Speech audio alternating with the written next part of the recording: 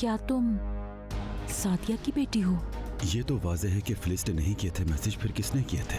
कुछ महीने पहले पता चला मुझे कि मेरी एक नानी है और वो जिंदा है। जहरा से अभी भी मुलाकात होती है? करीम से बात करूंगी मैं कि कल से तुम्हें अपने ऑफिस बुला ले।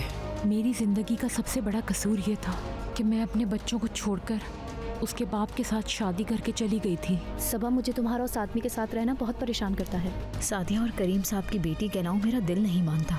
तूबा, मेरी बेटियों से मिलवा सकती हो मुझे तुम? तूबा को अपनी बहन कहना मंजूर है मुझे। सोच रही हूँ कि उसे सब सच बता दूँ। किसी को लेकर आई हूँ मैं अपने साथ। तूबा, तुम्हें इन्हें हलाने की क्या जरूरत थी? अम्मी, वो आदमी आपको छोड़ के चला गया, इसलिए आप वापस आई है ना?